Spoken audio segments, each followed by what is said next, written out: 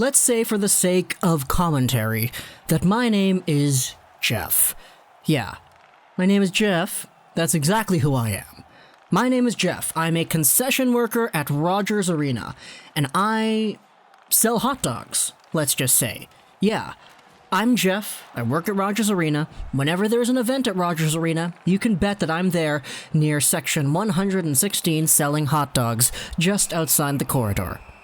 That's my job. That's what I do to pay off my student loans, let's just say. Because I'm a full-time student, I'm a guy who has to work just only part-time.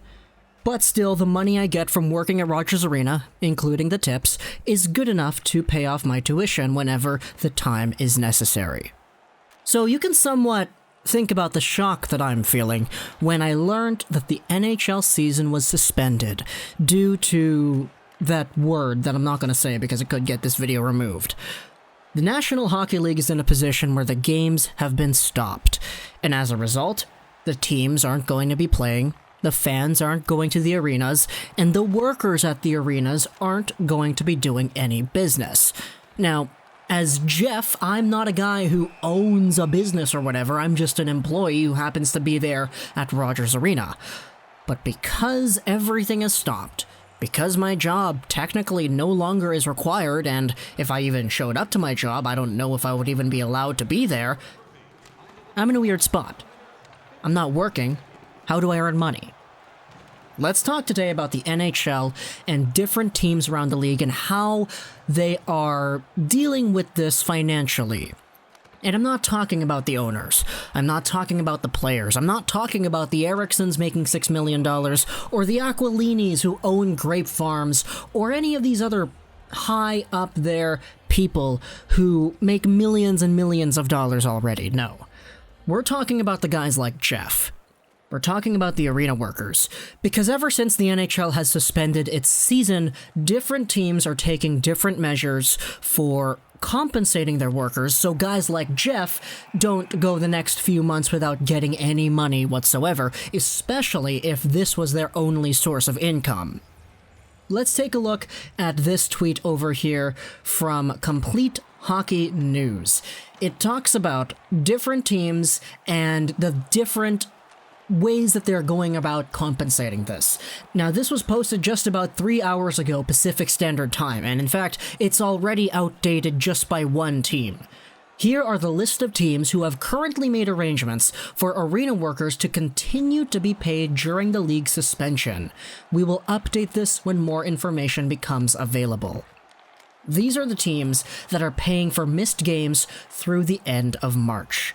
The Anaheim Ducks, the Philadelphia Flyers, the Sharks, the Lightning, and the Capitals. What this means is that these teams have said, hey, for all the games that you're missing out on in the month of March, we will pay you the money that you would have received if you worked those games. Take a look at this. These are the teams that have assistant programs for part-time and event workers. The Dallas Stars. The Detroit Red Wings, they have a $1 million fund. The Edmonton Oilers, the Nashville Predators, the Maple Leafs, and the Vancouver Canucks. Now, just on a little aside for the Vancouver Canucks, if you take a look at it, this was their statement. They will initiate a program based on individual need that will help any part-time employee who requires support to avoid financial hardship. So that was fairly straightforward. Some of the part-time workers, if they do need financial assistance, they can set themselves up to get some money from the Vancouver Canucks that mostly would have been supplied by the games that they would have worked.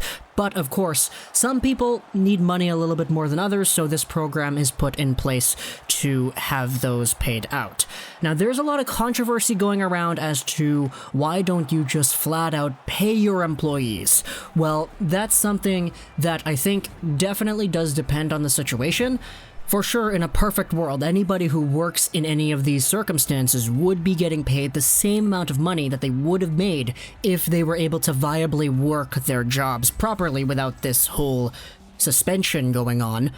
But that's the way that it's been set out for the Vancouver Canucks in particular, so they have this part-time program that they've put in.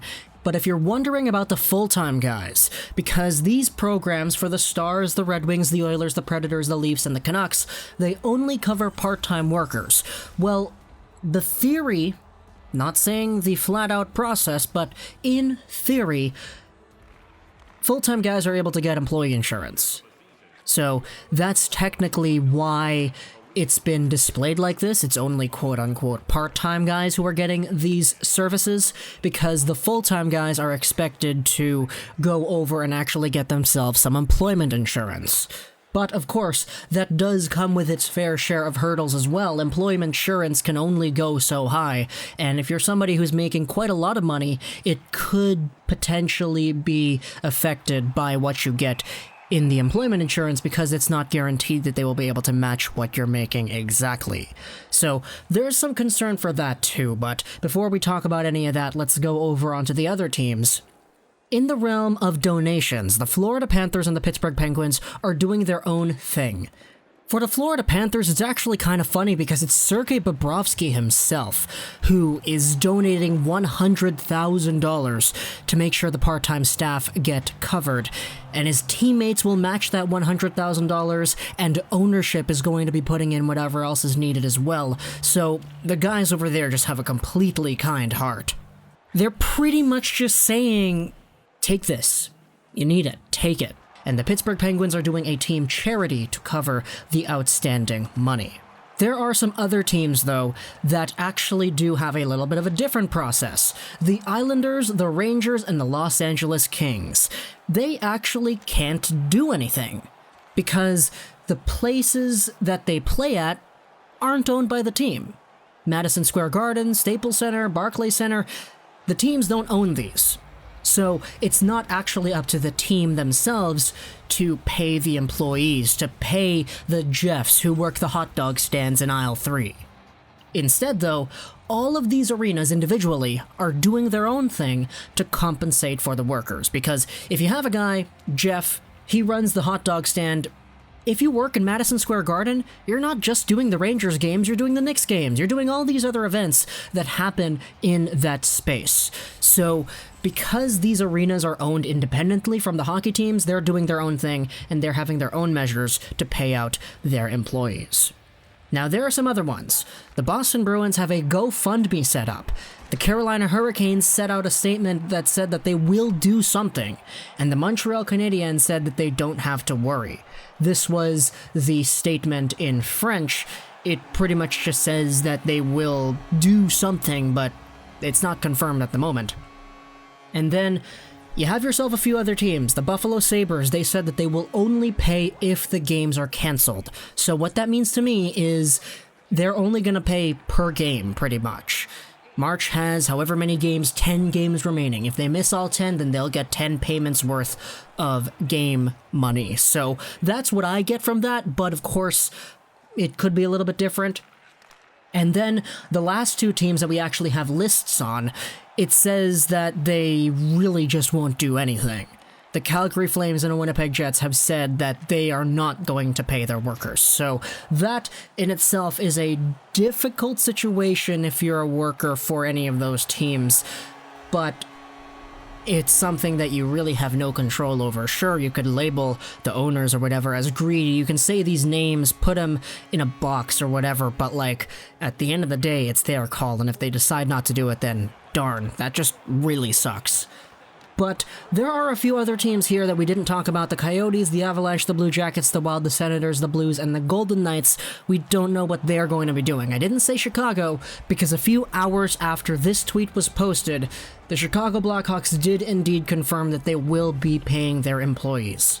It's actually the ownership of the United Center itself, which does house the Chicago Bulls and the Chicago Blackhawks. So they are kind of in a similar situation as the Islanders are with the Barclays Center and the Kings are with the Staples Center, but because of that, they will be getting their staff paid. So you can cross off Chicago off of this list. Now, it's a big issue because some people do indeed rely on this money, and there is the inevitability that some people will rely on this more than others. But the fact of the matter is, this really is technically just quote-unquote charity. Because when you really take a look at it, a lot of these people, they're not allowed to work anymore. So, at the same time, it's understandable to see why they shouldn't get paid, but of course, if you're a decent human being, you can take a look at this and say, yeah, well, if they relied on that money, then they probably do need to get paid, especially since the fact is established that they are not allowed to work under these conditions. So, for Calgary and Winnipeg, the two teams that aren't paying, sure, it's not illegal, but it really doesn't seem all too great, especially with Calgary's ownership being super rich and being very demanding in tax concerns I think it was a few years ago, but you kind of see the picture that I'm trying to paint here. The rich get richer and the poor get whatever.